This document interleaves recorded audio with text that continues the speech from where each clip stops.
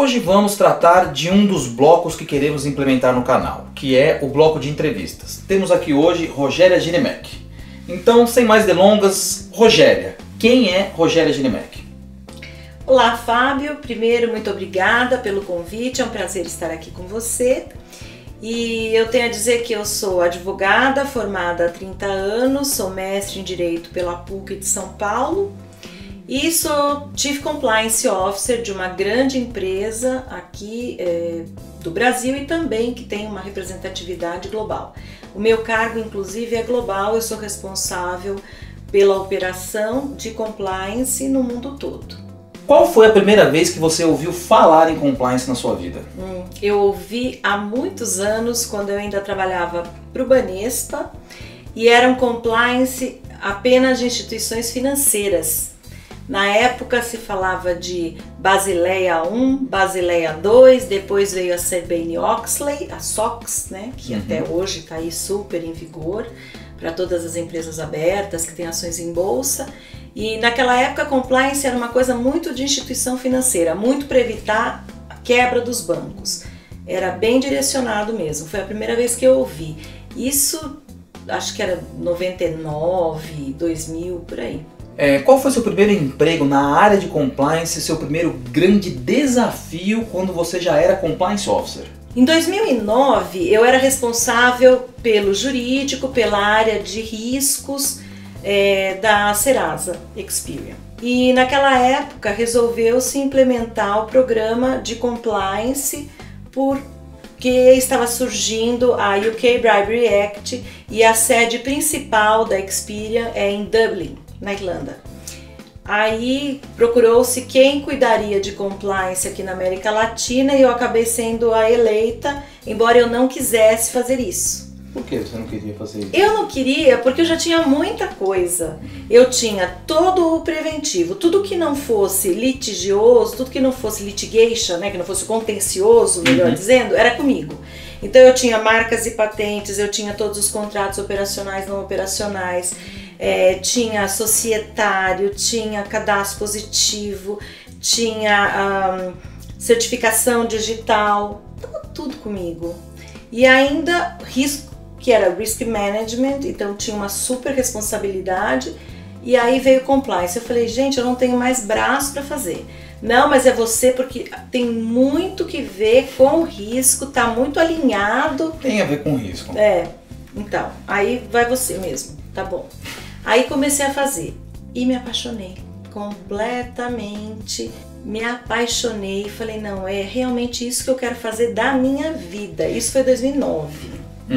Começando a trabalhar com isso, eu fui tomando uma tal paixão pela história, pela coisa que fui me aprofundando, comecei a estudar e em 2011 veio então o primeiro grande desafio que foi montar a área de compliance na Serasa Experian. Então eu montei a área estabelecendo quais seriam as células, então tinha uma célula Latam, que era a célula que fazia as investigações, que fazia as políticas, tinha uma outra que cuidava de compliance revenue, então era para ver a rigidez das receitas, e a outra que cuidava de compliance do EID mesmo, que era a certificação digital. E olha que interessante, né? Isso antes dos escândalos que levaram à promulgação da lei anticorrupção brasileira, né? Ah, bem antes, né? Então, por que a empresa se preocupou com isso? Você acha que o fato dela ser internacional, como você falou? Sim, porque em 2010, UK, né? Exatamente. Exato, veio a lei UK Bribery Act, que é muito pesada, muito séria. Em 1977 já saiu o FCPA, que é a lei americana. Embora ela seja de 77, na verdade as primeiras grandes decisões são de 2000, 2000 e pouco. Pós-Enron, né? Exatamente. A Enron, que eu falo que estava enrolada e aí acabou gerando toda aí uma sistemática, vamos dizer assim, que foi positiva no sentido de dar luz a uma realidade que nós precisávamos conhecer porque precisávamos tratar. E ela estava escondida, né? Não é que não existia. Sempre existiu. Sim, exatamente. A gente só não falava e não discutia.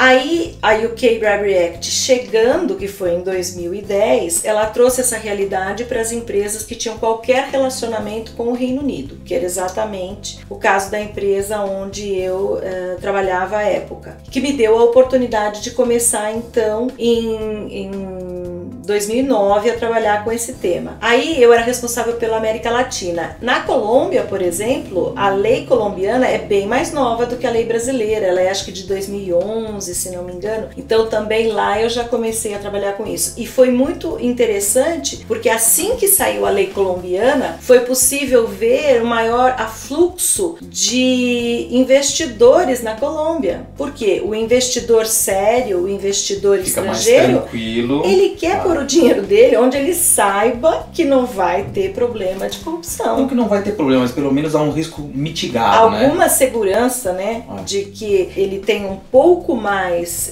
tranquilidade para investir no seu dinheiro, que ele tem mecanismos para evitar a corrupção, que ele tem tratamento para se a corrupção e defesa, caso alguma coisa aconteça, né? Exatamente. E na verdade que existe o tratamento, né, que existe um sistema mesmo. Então foi bastante interessante. E aí depois veio a lei brasileira, que a gente sabe como é que veio, né? Veio na base da pressão popular mesmo. O CDE, todos os acordos internacionais que o Brasil já tinha, antigos, mais de 10 anos na fila. Então, né, na verdade, realmente foi a pressão de junho, né? Porque na época até se falava, porque junho pediu, né? Junho, não é junho, foi o povo que foi às ruas e exigiu mesmo, né, que a gente tivesse uma mudança de paradigma. E a gente tem que reconhecer que realmente, de alguma maneira, as coisas estão mudando. Hoje a gente tem grandes empresários, milionários, multimilionários, que estão presos e presos já há bastante tempo, né? Então realmente a gente vai tratar disso daqui a pouco quando a gente fala da evolução, mas ainda na sua resposta eu queria te perguntar uma coisa que eu acho muito interessante. Você falou que você já trabalhava com riscos e depois você trabalhou com compliance e se apaixonou. Qual a diferença? Porque tem muita gente que fala confunde. Exatamente, compliance é só os riscos, não sei qual é o a mais que o compliance traz dentro dessa questão? Excelente pergunta. Aliás, as pessoas confundem compliance com risco, com o jurídico, com auditoria, né? E a meu ver, não há o que confundir, porque cada um tem com controles internos. Exatamente. Tem muita gente que fala, estou fazendo controle interno, estou compliance. Não tem nada a ver. Então explica um pouquinho mais. Então, é o seguinte, na verdade assim, a análise de risco, ela antecede qualquer programa de compliance. Ninguém consegue fazer um programa de compliance se não souber quais são os riscos que ela tem de enfrentar. Ou pelo menos ninguém faz um programa de compliance efetivo, correto, não do papel como a gente estava falando. Aí não adianta, né? Eu tô falando do sério, eu tô falando daquele que é para valer mesmo. Então, toda análise de risco antecede um bom programa de compliance. A análise de riscos, ela tem que ser feita com base na realidade de cada uma das áreas. Então, é impossível que o compliance faça a análise de riscos de todas as áreas. É preciso que você tenha um profissional responsável por isso, que entreviste cada um. Ninguém pode conhecer melhor o risco da sua área do que o cara que está lá, obviamente. Esse gestor é que sabe. Muitas vezes o que acontece? Ele não quer te contar qual é o risco. Ele não conta muito. Ele não conta, e isso é muito do latino, inclusive, que prefere às vezes achar uma solução e aí ele te conta, olha, eu tinha um problema, mas eu já dei esse encaminhamento. Isso é cultural, é nosso e é bem complicado quando isso acontece. É bem complicado. Porque a solução para o risco, ela passa por uma análise muitas vezes multidepartamental. Muitas vezes você, gestor, acha que tem a solução, mas somente você conversando com o cara do financeiro, com o cara do jurídico, de compliance, é que juntos vocês vão encontrar a solução ideal para aquele problema que realmente está surgindo. Uma solução holística para a empresa, né? E não tratar departamentalmente. Exatamente, de uma maneira isolada, de uma maneira que veja talvez somente uma vertente. Você acha que é essa visão global que fez você gostar mais e se apaixonar pelo compliance? Não. Ou o que foi? Não. Então, mas aí o que acontece? O risco nasce para morrer, certo? Sem dúvida. O risco, ele não pode ser um fim em si mesmo. Muito embora você tenha riscos que são riscos aceitos pela companhia. Então eu tenho um risco que eu graduo, eu sei qual é a importância dele, mas para eu corrigi-lo, para eu mitigá-lo, para eu acabar com ele, eu vou gastar tanto dinheiro, por exemplo, que não compensa. Então eu resolvo que eu vou trabalhar com ele e eu vou ter mitigações, mas que não vão nunca eliminá-lo. Então eu vou tratando e vou acompanhando. Eu tenho que acompanhar sempre para ver, porque se ele de repente tomar um vulto muito grande, aí eu vou ter que reanalisar. Por isso é que tem os comitês de risco que discutem cada período, então você tem a periodicidade correta, discutem cada um dos riscos para ver qual é a evolução, qual matriz é de risco, né? Exatamente. Vai fazendo, andando ela, analisando com a probabilidade, ela, com o impacto, perfeito. Exatamente, né? Tem várias metodologias, mas todas elas acabam tendo essa vertente comum. Então, isso é a análise de risco, que é uma visão para o futuro, com base no passado e naquilo que você tem hoje de realidade. Então, é um pouco de futurologia, mas é com o pé bem no chão e com base naquilo que você já viu. É uma fotografia. O risco é uma fotografia e uma projeção. Ok. Isso é análise de risco. O compliance se baseia nisso para fazer o seu trabalho. Aí vamos para controles internos. Controles internos é numérico. O que ele vai ver? Se você tem o registro das suas operações fidedigno, se você realmente anota aquilo que você gasta, como você gasta e de acordo com aquilo que você gastou. Então, se cada operação é registrada de maneira correta. Se você comprou açúcar, você anota que comprou açúcar, não anota que comprou feijão. Um exemplo bem tosco, mas é para você entender. Claro que isso transportando para os grandes contratos, né? Eu contratei uma consultoria A, eu registro essa consultoria e não outra coisa qualquer para tentar de alguma maneira dissimular, para parecer outra coisa. E assim a gente tem os números perfeitos, rígidos, tudo na contabilidade correta, nada em caixa 2, nem 3, nem 4, porque essa é uma realidade também que exato. A gente tem que reconhecer. Então, esse é o papel do controles internos.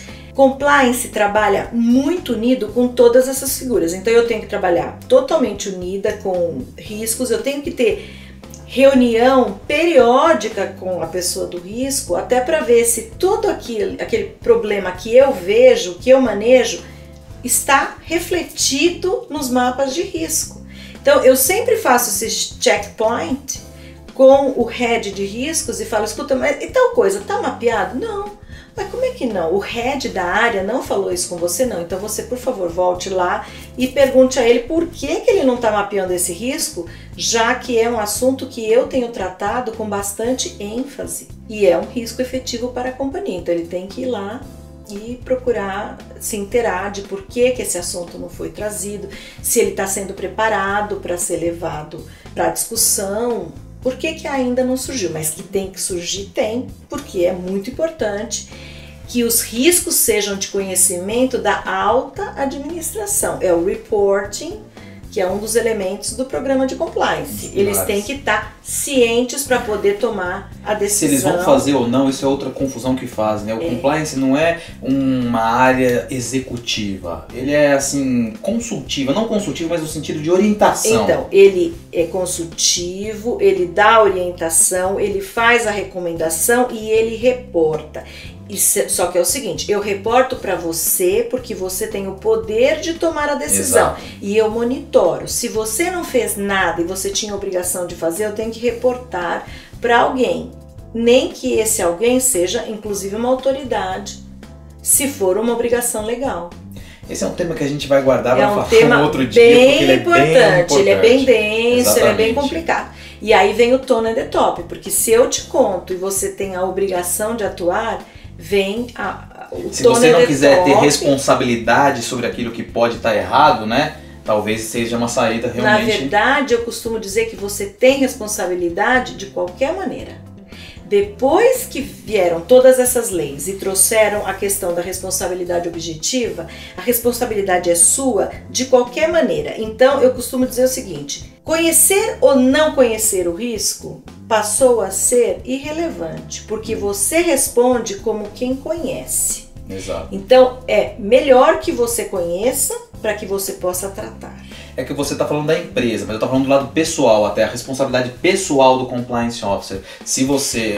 eu estava falando do dirigente. Eu entendi, não, do dirigente, do exatamente. dirigente. Mas o Compliance Officer, ele tendo conhecimento, se ele não faz nada, se ele não reporta a uma autoridade... O Compliance Officer, eu entendo que ele... E na verdade não é que eu entendo, é o que eu tenho visto de tendência, né?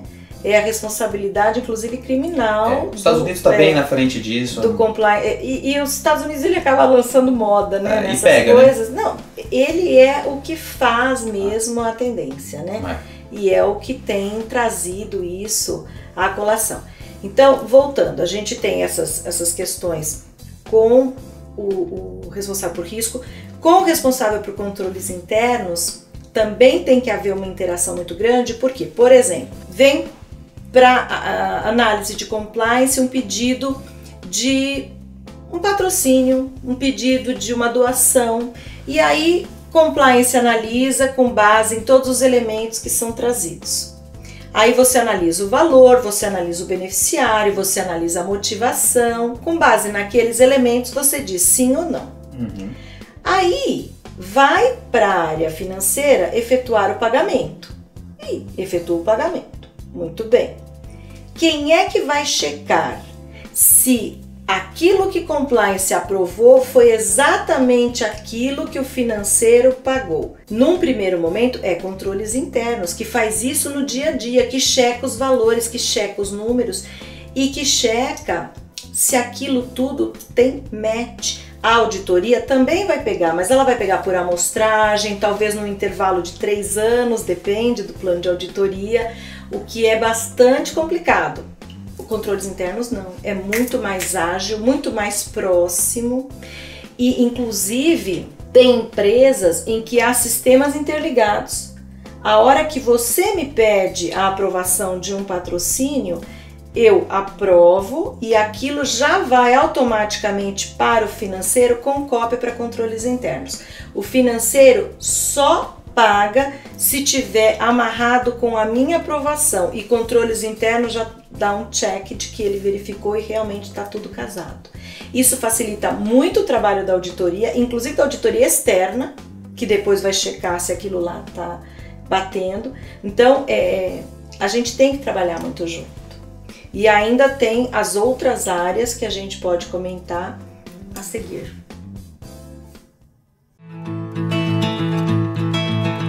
iComply, aprimorando pessoas, fortalecendo empresas.